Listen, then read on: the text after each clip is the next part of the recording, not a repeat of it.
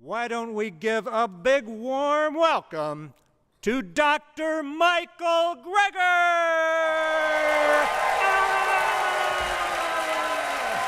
There you go.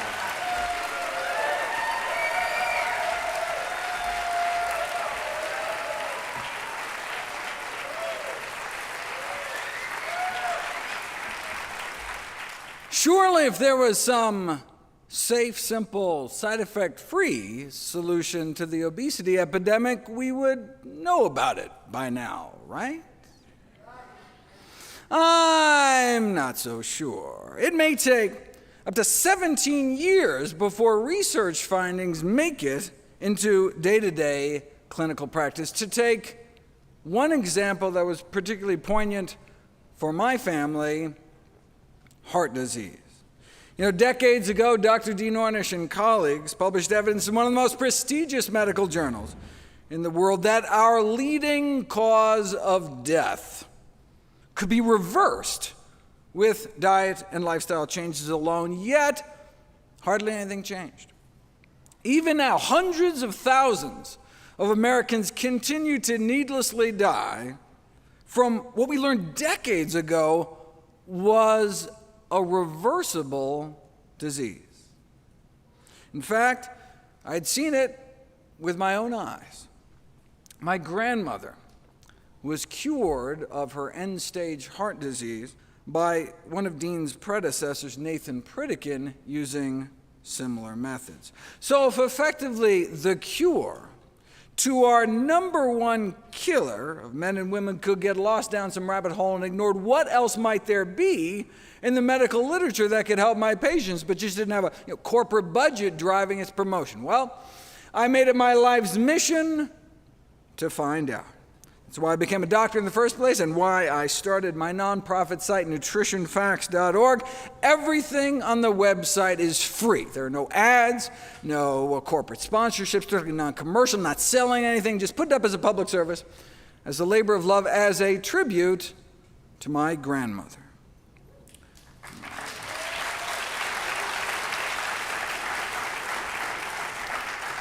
New videos and articles nearly every day on the latest in evidence-based nutrition. What a concept. Okay, so what does the science show is the best way to lose weight? If you want testimonials and before and after pictures, you have come to the wrong place. I'm not interested in anecdotes. I'm interested in the evidence. When it comes to making decisions as life and death important as the health and well-being of yourself and your family, there's really only one question. What does the best available balance of evidence show right now? The problem is that even just sticking to the peer-reviewed medical literature is not enough, as false and scientifically misleading, unsupported beliefs about obesity are pervasive, even in scientific journals. The only way to get at the truth, though, then, is to dive deep into the primary literature and read all the original studies themselves, but who's got time for that? There are more than 500,000 scientific papers on obesity, with 100 new ones published every day. Even researchers in the field might not be able to keep track beyond their narrow domain. But that's what we do at nutritionfacts.org. We comb through tens of thousands of studies a year, so you don't have to. Very nice.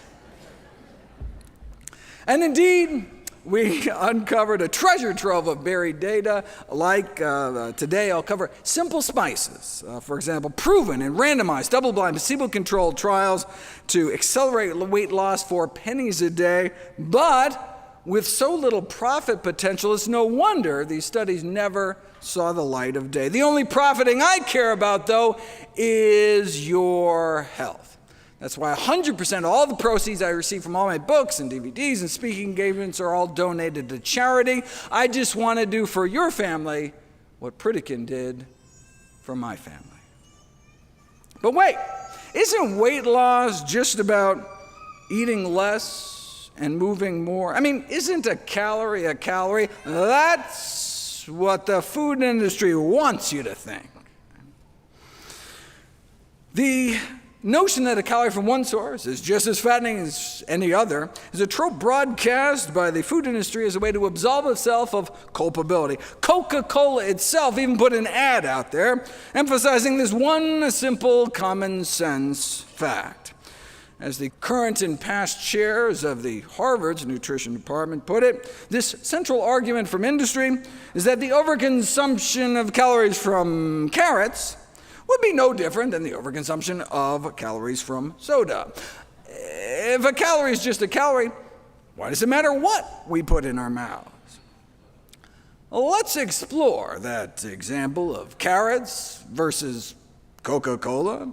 It's true that in a tightly controlled laboratory setting, 240 calories of carrots, 10 carrots, would have the same effect on calorie balance than the 240 calories in a bottle of Coke. But this comparison falls flat on its face out in the real world. Right? You could chug those liquid candy calories in less than a minute, but eating 240 calories of carrots would take you more than 2.5 hours of sustained, constant chewing. Not only would your jaw get sore, but 240 calories of carrots is like 5 cups. You might not even be able to fit them all in, right? Our stomach is only so big. Once we fill it up, stretch receptors in our stomach wall tell us when we've had enough. But different foods have different amounts of calories per stomachful, right? Some foods have more calories per cup, per pound, per mouthful than others. This is the concept of calorie density, right? The number of calories in a given amount of food. 3 pounds is about what the average American eats in a day. As you can see, for example, oil is a high calorie density, meaning a high calorie concentration, lots of calories kind of packed into a small space. So drizzling just a tablespoon of oil onto a dish adds over 100 calories. For those same calories, you could have instead eaten about 2 cups of blackberries, for example, a food with a low calorie density. So these 2 meals have the same number of calories. You could swig down that spoonful of oil, not even feel anything in your stomach, but eating a couple cups of berries could start to fill you up. Right? That's why, yes, biochemically, a calorie is a calorie, but eating the same amount of calories in different foods can have different effects. The average human stomach can expand to fit about 4 cups of food. So a single stomach full of strawberry ice cream, for example, could max out our caloric intake for the entire day. For those same 2,000 calories, to get those same 2,000 calories from strawberries themselves, you'd have to eat 44 cups of berries, right? That's 11 stomachfuls. I mean, as delicious as berries are, I don't know if I could fill my stomach to bursting 11 times a day, right? So some foods are just impossible to overeat. They're so low in calorie density, right? You just physically couldn't eat enough to even maintain your weight. In a lab, a calorie is a calorie, but in life, far from it. Traditional weight loss diets focus on decreasing portion size, but these, we know these eat less approaches can leave people feeling hungry and unsatisfied. A more effective approach may be to shift the emphasis from restriction to positive eat more messaging of increasing intake of healthy, low-calorie density foods. But you don't know until you put it to the test. Very nice. Researchers in Hawaii tried putting people on more of a traditional Hawaiian diet with all the plant foods they could eat. Unlimited quantities of fruits, vegetables, whole grains, beans, and the study subjects lost an average of 17 pounds in just 21 days. Calorie intake dropped by 40%, but not because they were eating less food. They lost 17 pounds in 3 weeks eating more food, in excess of 4 pounds a day. How could that be? Because whole plant foods tend to be so calorically dilute, right? You can stuff yourself without getting the same kind of weight gain. They lost 17 pounds in 3 weeks eating more food. That's why in my upcoming new book, How Not to Diet, which I am very excited about. That's why low in calorie density is on my list of the 17 ingredients for an ideal weight loss diet. As noted before, Americans appear to average about 3 pounds of food a day. So if you stuck with mostly these foods, right, you can see how you can eat more food and still shed pounds. Right? A landmark study set to be published next month found that even when presented with the same number of calories and the same salt, sugar, fat, fiber, and protein, processed foods led to weight gain, 2 pounds gained over 2 weeks, and unprocessed foods led to weight loss, 2 pounds down in the same 2 weeks. Here's one of their processed food meals, which is probably healthier, actually, than what most people eat. Non-fat Greek yogurt, baked potato chips, sugar-free diet lemonade with a turkey sandwich has the same number of calories as this, with the unprocessed meal food folks were eating, a kind of a Southwest entree salad, black beans, avocados, nuts. See, that's the calorie density effect. Same calories, but there's just more food. No wonder it satisfied their hunger, and they ended up 4 pounds lighter in 2 weeks eating more food. So how can you decrease the calorie density of your diet? Well, just a quick peek at the two extremes should suggest two methods. Abandon added fats and add abandoned vegetables. Method number one, covertly put people on a relatively low-fat diet. They tend to lose body fat every day, even though they can eat as much as they want. But if you instead give those same people the same meals, but this time sneak in enough extra fats and oils to change it to a high-fat diet, they gain body fat every day. In fact, in a famous prison experiment in Vermont, lean inmates were overfed up to 10,000 calories a day to try to experimentally make them fat. This turned out to be surprisingly difficult. Most started dreading breakfast and involuntarily threw it up. The researchers learned how difficult it was to have people gain weight on purpose unless you feed them lots of fat. To get prisoners to gain 30 pounds on a regular diet, it took about 140,000 excess calories per a certain amount of body surface area. To get the same 30-pound weight gain just by adding fat to their diets, all they had to do was feed them about an extra 40,000 extra calories. When the extra calories were in the form of straight fat, it took as many as 100,000 fewer calories to gain the same amount of weight. A calorie is not a calorie. It depends on what you eat. In this case, lowering fat content effectively made up to 100,000 calories disappear. That's why low in added fat is on my list of ideal weight loss ingredients as well. There are, however, two important exceptions. Processed foods with reduced fat claims are often so packed with sugar that they can have the same number of calories as a higher fat product. Right? Snackwell's fat-free cookies, for example, at 1,700 calories per pound, are as calorie dense as a cheese Danish. The other exception to the low-fat rule is that vegetables are so calorically dilute that even a high-fat veggie dish, like some oily broccoli with garlic sauce or something, tends to be less calorie dense overall, which brings us to the second strategy for lowering calorie density. Instead of sneaking out fat, sneak in vegetables. The biggest influence on calorie density is not fat, but water content. Since water adds weight and bulk without adding calories, the most calorie-dense foods and the most calorie-dense diets tend to be those that are dry. Some vegetables, on the other hand, are more than 95% water. And not just, iceberg lettuce.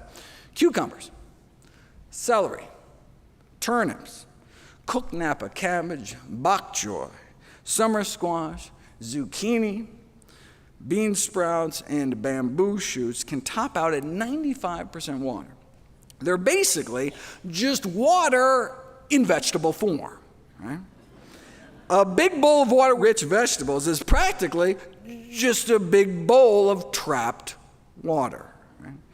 The effect on calorie density is so dramatic, the food industry wants in on the action. They figured they could use nanotechnology to structure a solid processed food similar to a celery stalk with self-assembled water-filled nanocells or nanotubes. No need, as Mother Nature beat you to it.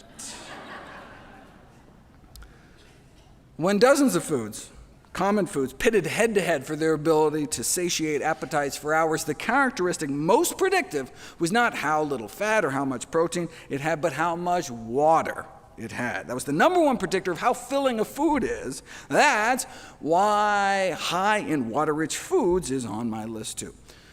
Water-rich foods like vegetables, topping the charts, with most more than 90% water by weight, followed by most fresh fruit, coming in around the 80s. Starchier vegetables, whole grains, and canned beans are mostly 70s, meaning 3/4 of their weight, pure water. In general, when it comes to water-rich foods, most whole plant foods float towards the top, most animal foods fall somewhere in the middle, and most processed foods sink to the bottom. In a famous series of experiments, researchers at Penn State decided to put water-rich vegetables to the test.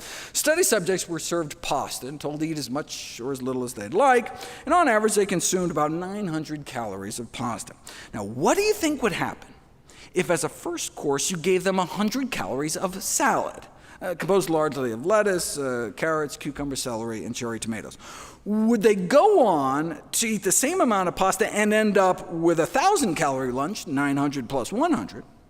Or would they eat maybe 100 fewer calories of pasta, effectively canceling out the added salad calories? It was even better than that. They ate more than 200 fewer calories of pasta. Thanks to the salad, 100 calories in, 200 calories out. Right? So in essence, the salad had negative 100 calories. Preloading with vegetables can effectively subtract 100 calories out of a meal. Right? That's how you can lose weight, by eating more food.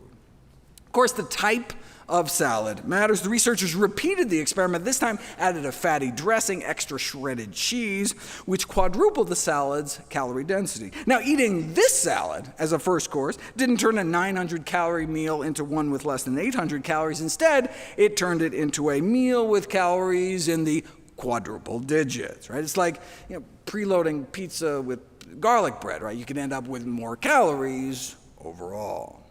Okay, so what's the cutoff?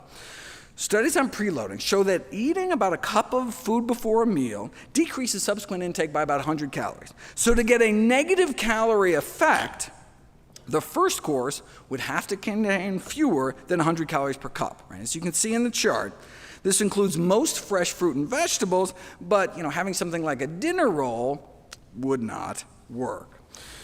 But hey, give people a large apple to eat before that same pasta meal, and rather than consuming 200 calories less, it was more like 300 calories less. So, how many calories does an apple have?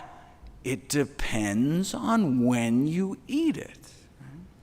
Before a meal, an apple could effectively have about negative 200 calories. You can see the same thing, giving people vegetable soup as a first course. Hundreds of calories disappear. One study tracked people's intake throughout the day, even found that overweight subjects randomized to pre-lunch vegetable soup not only ate less lunch, but deducted an extra bonus 100 calories at dinner too, a whole 7 hours later. Right? So the next time you sit down to a healthy soup, you can imagine calories being veritably sucked out of your body with every spoonful.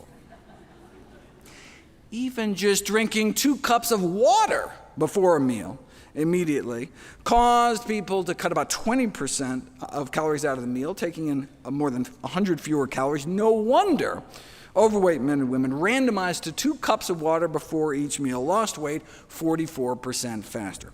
2 cups of water before each meal, 44% faster weight loss. That's why so-called negative calorie preloading is on my list of weight loss boosters, which are all the things I could find that can accelerate weight loss kind of regardless of what you eat the rest of the time.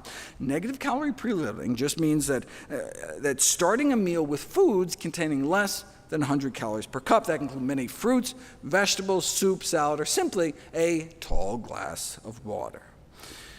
Anything we can put on that first course salad to boost weight loss even further? Well, in my Amping AMPK section, I talk about ways to activate an enzyme known as the fat controller. Its discovery is considered one of the most important medical breakthroughs in the last few decades.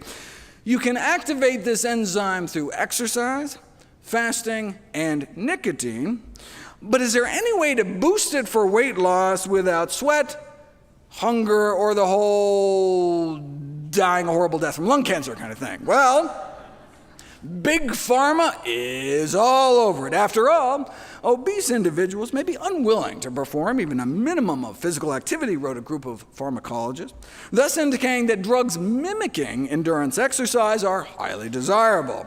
So, it's crucial that oral compounds with high bioavailability are developed to safely induce chronic AMPK activation for long-term weight loss and maintenance. But there's no need to develop such a compound since you can already buy it at any grocery store. It's called vinegar.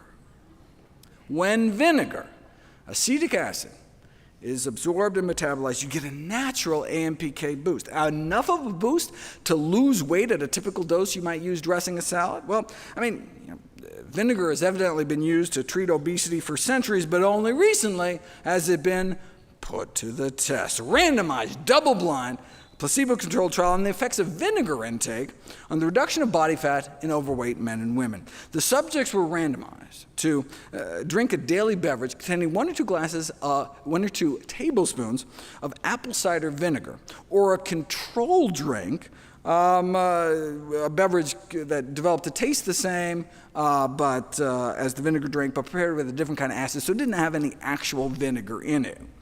3 months in, the fake vinegar group actually gained weight, as overweight people tend to do, whereas the genuine vinegar groups significantly lost body fat, as determined by CT scan. A little vinegar every day led to pounds of weight loss achieved for just pennies a day without removing anything from their diet.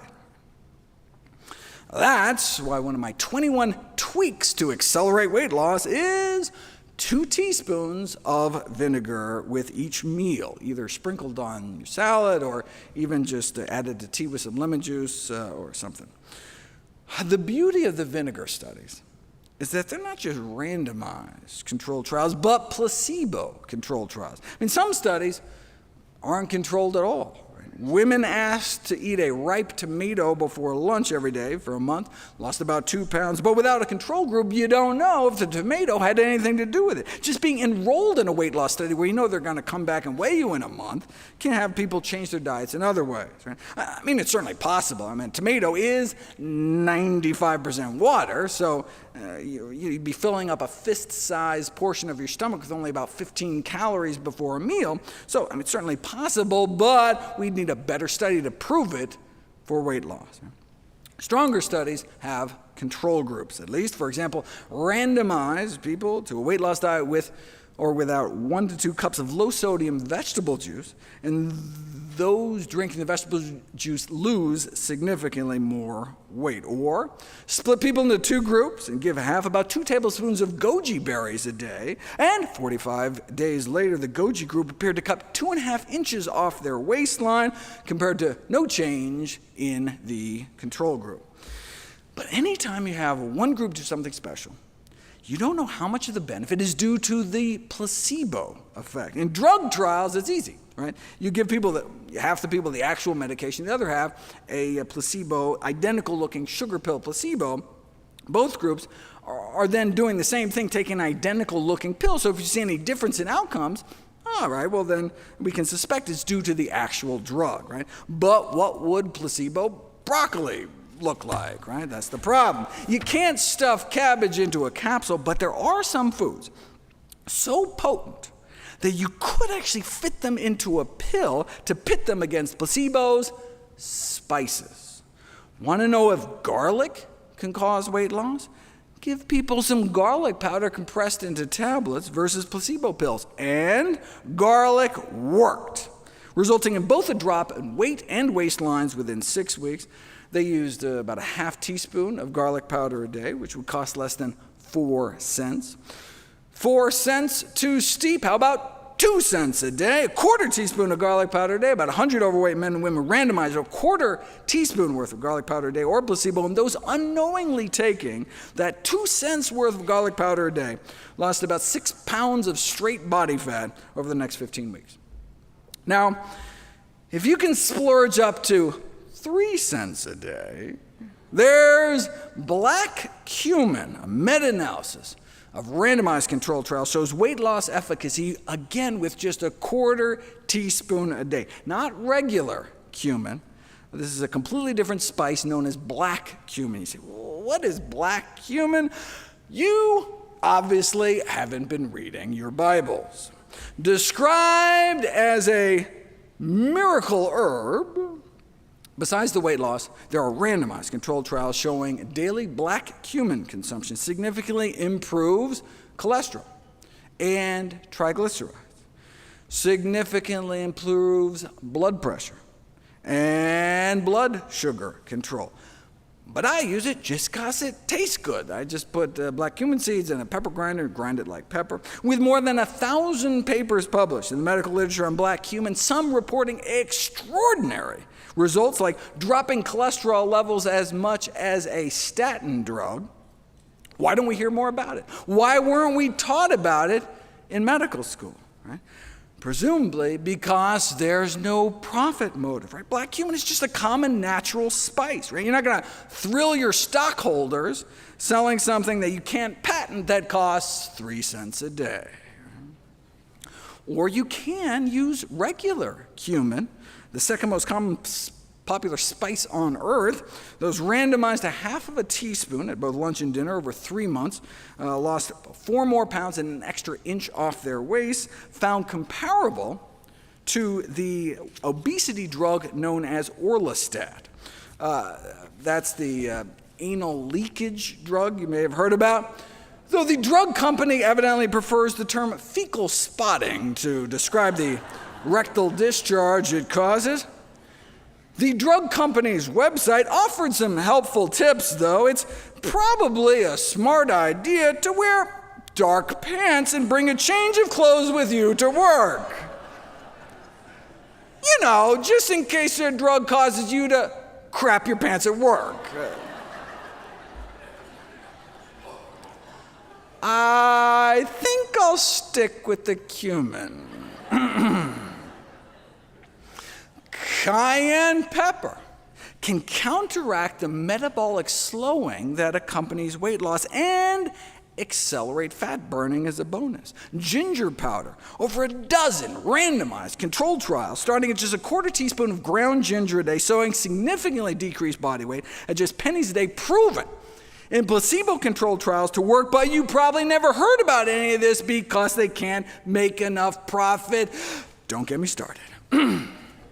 Let me go back to the Coke versus carrots example. A calorie is not a calorie because drinking this is not the same as eating this. But even if you consume the same number of calories, chewed for hours to pack in all those carrots, a calorie may still not be a calorie because it's not what you eat, it's what you absorb. And as anyone who's ever eaten corn can tell you, some bits of vegetable matter can pass right through you.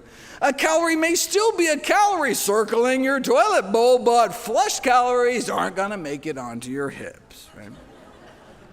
That's where fiber comes in. If you bump people's fiber intake up, even to just the recommended minimum daily intake, they start losing weight because they experience about a 10% drop in daily caloric intake. Why should more fiber mean fewer calories? Well, of course, first it adds bulk without adding calories. Cold-pressed apple juice, for example, is basically just apples minus fiber, and you could chug that, chug a bottle of juice in a couple of seconds. But, to get the same number of calories, you would have to eat about 5 cups of apple slices, and that's the difference fiber can make.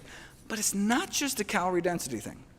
Imagine what happens next, right? The apple juice would get rapidly absorbed as soon as it's spilled out of your stomach into your gut, right? Spike your blood sugars, whereas the sugar trapped in the mass of chewed apple slices would be absorbed more slowly along the length of your intestines, right? Nutrients can only be absorbed when they physically come in contact with the side of your intestine, with your gut wall, right? Now, fiber never gets absorbed, right? So it can act as a carrier to dilute or even eliminate calories out the other end. And fiber doesn't just trap sugars, it acts as a fat and starch blocker too. Those on the standard American diet lose about 5% of their calories through their waste every day. But on a higher fiber diet, we double that. It's not what you eat, but what you absorb. So you can lose weight on a high-fiber diet eating the exact same number of calories simply because some of those calories get trapped, get flushed down the toilet, and never make it into our system. And it's not just the calories in the high-fiber foods themselves that are less available. High-fiber foods trap calories across the board, right? So eat a Twinkie on a high-fiber diet and you absorb fewer Twinkie calories. It's like every calorie label you look at gets instantly discounted when you're eating lots of fiber-rich foods, which is why it makes it onto my list. My section on other fat-blocking foods starts out with a command to eat your thylakoids, doctor's orders. What on earth is a thylakoid? Just the source of nearly all known life and the oxygen we breathe. No biggie. Thylakoids are where photosynthesis takes place, the process by which plants turn light into food. Thylakoids are the great green engine of life, microscopic sac-like structures composed of chlorophyll-rich membranes concentrated in the leaves of plants. When we eat thylakoids, when we bite into a leaf of spinach or something, those green leaf membranes don't immediately get digested. They last for hours in our intestines, and that's when they work their magic. Thylakoid membranes bind to lipase. Lipase is the enzyme in our body that our body uses to digest fat. So if you bind the enzyme, you slow fat absorption. But if all the fat is eventually absorbed, what's the benefit? Location, location, location. There's a phenomenon known as the ileal brake. The ileum is the last part of the small intestine before it dumps into your colon. And when undigested calories are detected that far down in your intestines, your body thinks, oh, I must be full from stem to stern, and puts the brakes on eating more by dialing down your appetite. This can be shown experimentally. You insert a 9-foot tube down people's throats and drip in any calories, fat, sugar, protein, and you can activate the ileal brake. So then you sit them down to an all-you-can-eat meal, and compared to the placebo group, who had just gotten a squirt of water down the tube, people eat about 100 calories less, right? You just don't feel as hungry. You feel just as full, eating significantly less. That's the ileal brake in action. This can then translate into weight loss. Randomize overweight women on a diet to green plant membranes, in other words, just covertly slip them some powdered spinach, and they get a boost in appetite-suppressing hormones, a decreased urge for sweets. Yes, indeed, spinach can cut your urge for chocolate. And boom, accelerated weight loss, all thanks to eating green. The actual green itself, the chlorophyll-packed membranes in the leaves. Now, the researchers use spinach powder just so they can create convincing placebos, but you can get just as many thylakoids eating about a half a cup of cooked greens, which is what I recommend people eat 2 times a day in my daily dozen checklist of all the healthiest of healthy things I encourage people to fit into their daily routine. In the Journal of the Society of Chemical Industry, a group of food technologists argue that given their fat-blocking benefits, thylakoid membranes could be incorporated into functional foods as a new promising appetite-reducing ingredient, or You can just get them the way Mother Nature intended. Which greens have the most? You can tell just by looking at them. Because thylakoids are where the chlorophyll is, the greener the leaves, the more potent the effect. So go for the greenest green greens, the darkest green greens you can find. Where I shop, that's the lacinato, aka dinosaur kale. Now, if you overcook greens too long, right? You know how they turn that drab olive brown? That's the thylakoids physically degrading. But blanched for 15 seconds or so in steaming or boiling water, you know how greens can get even brighter green? That actually translates into a boost in the fat blocking ability. So you can gauge thylakoid activity in the grocery store, in your kitchen with your own two eyes by going for the green. Though thylakoids eventually get broken down, fiber makes it all the way down to our colon. While it's technically true that we can't digest fiber, that's only applicable to the part of us that's actually human.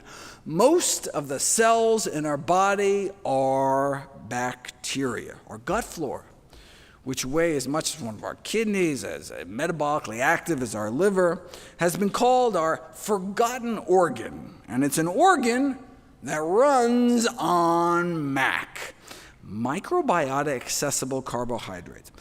So when you see me write, eat lots of Big Macs, I don't want anyone to get the wrong idea.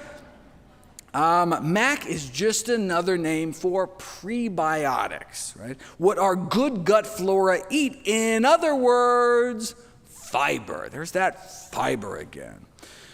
What do our good bacteria do with the fiber? We feed them and they feed us right back. They make short-chain fatty acids that get absorbed from the colon into our bloodstream, circulate through our body, and even make it up into our brain. Right?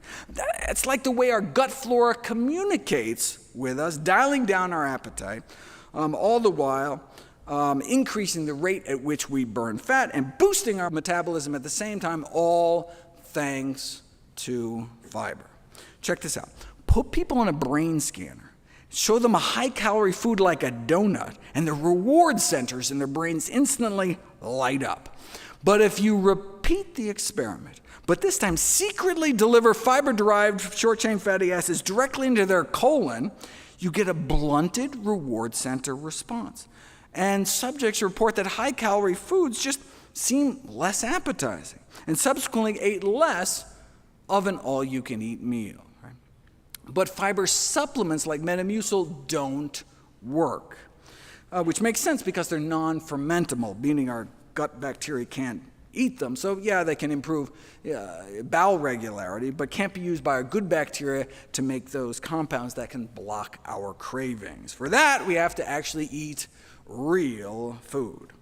Our good gut bugs are trying to help us, right? But when we eat a diet deficient in fiber, we are in effect starving our microbial self.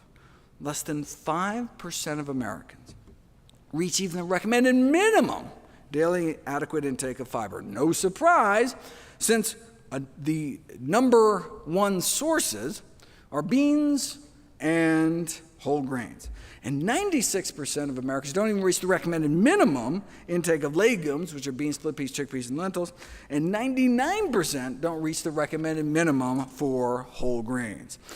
Most people don't even know what fiber is. More than half of Americans surveyed think that steak is a significant source of fiber.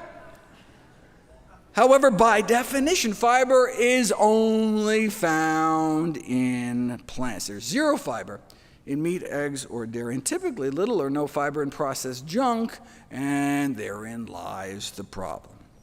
But, wouldn't at least the protein in that steak fill you up? Surprisingly, even a review supported by the meat, dairy, and egg industries acknowledged that protein intake does not actually translate into eating less later on, whereas you eat a fiber-rich whole grain for supper, and it can cut your calorie intake more than 12 hours later at lunch the next day. You feel full 100 calories quicker the following day because by then, your good gut bugs are feasting on the same bounty and dialing down your appetite. Right? Today, even our meat could be considered junk food. For more than a century, one of the great goals of animal agriculture has been to increase the carcass fat content of farm animals. Take chicken, for example. 100 years ago, the USDA determined chicken was about 23% protein by weight and less than 2% fat. Today, chickens have been genetically manipulated through selective breeding to have about 10 times more fat. Chicken Little has become Chicken Big, and maybe making us bigger too. Meat consumption in general is associated with weight gain, but poultry appeared to be the worst. Even just an ounce a day, which is like a single chicken nugget, or like one chicken breast every 10 days, was associated with weight gain compared to eating no chicken at all. It's funny, when the meat industry funds obesity studies on chicken, they choose for their head-to-head comparison foods like cookies and sugar-coated chocolates. This is a classic drug industry trick to try to make your product look better by comparing it to something worse. Apparently, just regular chocolate wasn't enough to make chicken look better. But what happens when chicken is pitted against a real control, like chicken without the actual chicken? Chickens out. Both soy-based proteins and corn, which is a plant-based meat made from the mushroom kingdom, were found to have stronger satiating qualities than chicken. Feed people a chicken and rice lunch, and 4.5 hours later, they'd eat 18% more of a dinner buffet than had they instead been given a chicken-free chicken and rice lunch. These findings are consistent with childhood obesity research that found that meat consumption seemed to double the odds of school children becoming overweight compared to the consumption of plant-based meat products. Whole food sources of plant protein, such as beans, did even better, though, associated with cutting in half the odds of becoming overweight. So that's why I consider these kinds of plant-based meats more of a useful stepping stone towards a healthier diet rather than the kind of end game goal ideal. Part of the reason plant-based meats may be less fattening is they cause less of an insulin spike. A meat-free chicken like corn causes up to 41% less of an immediate insulin reaction. It turns out animal protein causes almost exactly as much insulin release as pure sugar. Just adding some egg whites to your diet can increase insulin output as much as 60% within 4 days. And fish may be even worse. Why would adding tuna to mashed potatoes spike up insulin levels, but adding broccoli instead cut the insulin response by about 40%? It's not the fiber, since giving the same amount of broccoli fiber alone provided no significant benefit. So why does animal protein make things worse, but plant protein make things better? Plant proteins tend to be lower in the branched chain amino acids, which are associated with insulin resistance, the cause of type 2 diabetes. You can show this experimentally. Give some vegans branched chain amino acids, you can make them as insulin resistant as omnivores, or take some omnivores and put them even through a 48-hour vegan diet challenge, and within 2 days, you can see the opposite, significant improvements in metabolic health. Why? Because decreased consumption of branched chain amino acids improves metabolic health. Check this out. Those randomized to restrict their protein intake were averaging literally hundreds more calories a day, so they should have become fatter, right? But no, they actually lost more body fat. Restricting their protein enabled them to eat more calories, while at the same time they lost more weight, more calories, yet a loss in body fat. And this magic protein restriction, they were just having people eat the recommended amount of protein. So maybe they should have just called this group the normal protein group, or the recommended protein group, and the group that was eating more typical American protein levels and suffering because of it, the excess protein group. given the metabolic harms of excess branched-chain amino acid exposure, leaders in the field have suggested the invention of drugs to block their absorption, to promote metabolic health and treat diabetes and obesity without reducing caloric intake. Or we can just try not to eat so many branched-chain amino acids in the first place. They are found mostly in meat, including chicken and fish, dairy products, and eggs, perhaps explaining why animal protein is associated with higher diabetes risk, whereas plant protein appears protective. So defining the appropriate upper limits of animal protein intake may offer a great chance for the prevention of type 2 diabetes and obesity, but it need not be all or nothing. Even an intermittent vegan diet has been shown to be beneficial. If there was one piece of advice that sums up the recommendations in my upcoming book, it would be wall off your calories. Animal cells are encased only in easily digestible membranes, which allows the enzymes in our gut to effortlessly liberate the calories in a steak, for example. Right? Plant cells, on the other hand, have cell walls that are made out of fiber, which present an indigestible physical barrier, so many of the calories remain trapped. Now, processed plant foods, however, fruit juice, sugar, refined grains, even whole grains, if they've been powdered into flour, have had their cellular structure destroyed. Their cell walls cracked open, and their calories are free for the taking.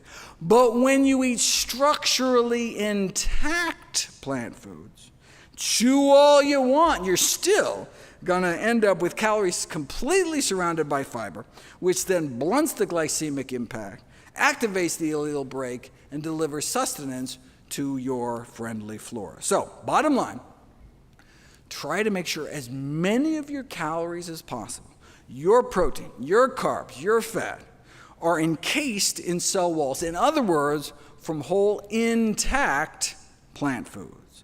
That's what nature intended to happen millions of years before we learned how to sharpen spears and mill grains and boil sugar cane. Our entire physiology is presumed to have evolved in the context of eating what the rest of our great ape cousins eat, plants. The Paleolithic period, when we started using tools, only goes back about 2 million years. We and other great apes have been evolving since back in the Miocene era, more like 20 million years ago.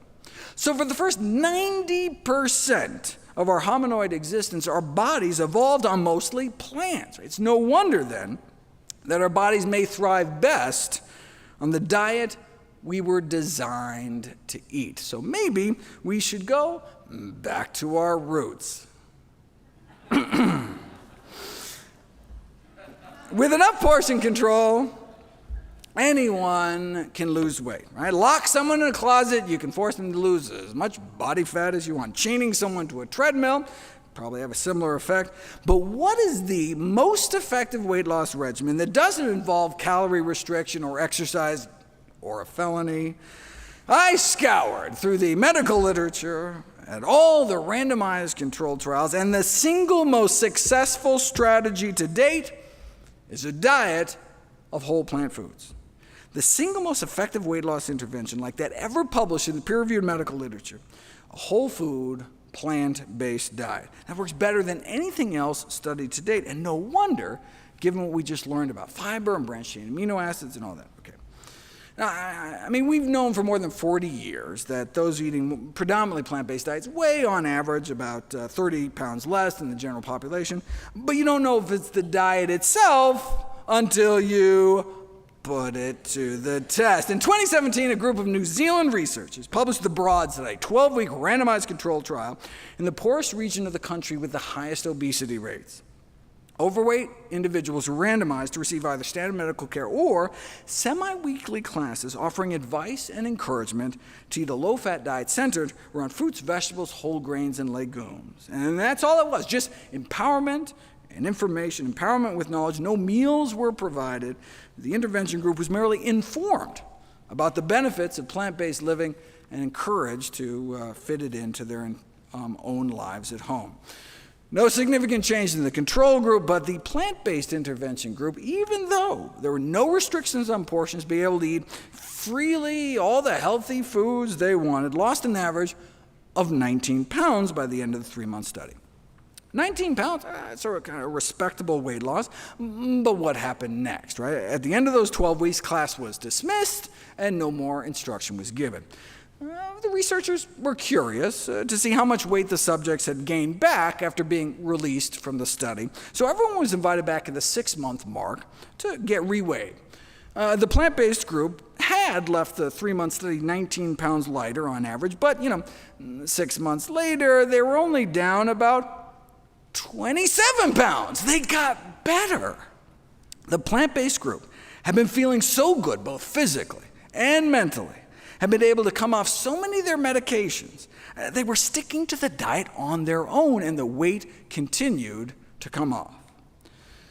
What about a year later? Even in studies that last a whole year, where people are coached to stay on a particular diet for the entire year's time, by the end of the year, any initial weight loss typically tends to creep on back. The PROD study only lasted 3 months, yet after it was all over, those who had been randomized to the plant-based group not only lost dozens of pounds, but they kept it off. They not only achieved greater weight loss at 6 and 12 months than any other comparable trial. That was months after the study had already ended. Right? A whole food plant-based diet achieved the greatest weight loss ever recorded compared to any other such intervention published in the scientific literature. You can read the record-breaking study yourself for free in full at nature.com/articles/NUTD2173, or you can just point your phone camera up at the screen and pick off the QR code. Any diet that results in reduced calorie intake can result in weight loss. I mean, dropping pounds isn't so much the issue. The problem is keeping them off, right? And a key difference between plant-based nutrition and more traditional approaches to weight loss is that people are encouraged on plant-based diets to eat ad libitum, meaning as much as you eat, as much as you want. No calorie counting, no portion control, just eating, right? The strategy is to improve the quality of the food rather than restricting the quantity of the food. You put people on a diet packed with fruits, vegetables, whole grains, and beans that allow them to eat as much as they want, they end up eating about 50% fewer calories than they might have otherwise, just as full on half the calories. Wait, how can you keep people satisfied cutting more than 1,000 calories from their daily diet? By eating more high-bulk, low-calorie density foods, vegetables, fruits, whole grains, beans, and fewer calorie-dense foods like meats, cheeses, sugars, and fats. Right? But it may not just be the calories in side of the equation. Those eating more plant-based appear to effectively be burning more calories in their sleep. The resting metabolic rate of those eating more plant-based may be 10% higher or more, a boosted metabolism that can translate into burning off hundreds of extra calories a day more without doing a thing. Eating more plant-based, you burn more calories just existing. So no wonder why those who eat more plant-based tend to be slimmer. Start packing your diet with real foods that grow out of the ground, and the pounds should come off naturally, taking you down towards your ideal weight. Okay, so that's what I spent the first half of the book doing, laying out the optimum weight loss diet. Plant yourself. Then I spend the second half of the book on all the tools I unearthed to drive further weight loss for any stubborn pounds that remain. We already learned that a calorie is not necessarily a calorie. 100 calories of chickpeas, right, has a different impact than 100 calories of chicken or chiclets based on factors like absorption and appetite. But in this second half, I go a step further and explore how even the exact same foods eaten differently can have different effects. Even if you eat the same amount, even if you absorb the same amount, a calorie may still not be a calorie. It's not only what we eat, but how and when. Just to give you a taste, the exact same number of calories at breakfast are significantly less fattening than the same number of calories at dinner. What? I mean, that's just mind-blowing, right? Same calories, different weight loss. A diet with a bigger breakfast causes more weight loss than the same diet with a bigger dinner. So my recommendation to stop eating after 7 p.m. is not just because, I'm afraid people are mindlessly snacking on the couch or something. The same snack at night is literally more fattening than eating the exact same snack during the daytime.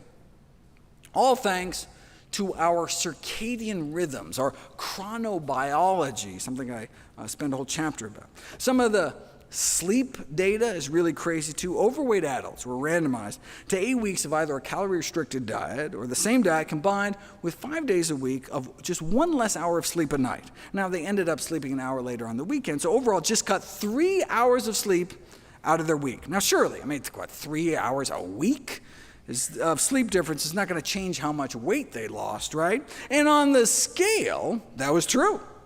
But in the normal sleep group, 80% of the weight loss was fat, whereas in the group missing just a few hours of sleep, it was the opposite, with 80% of the loss being lean body mass, right? So, you snooze, you lose fat. Right? A few hours of missed sleep seemed to totally flip fat loss on its head, but just looking at the scale, you wouldn't know it. It's like when people fast.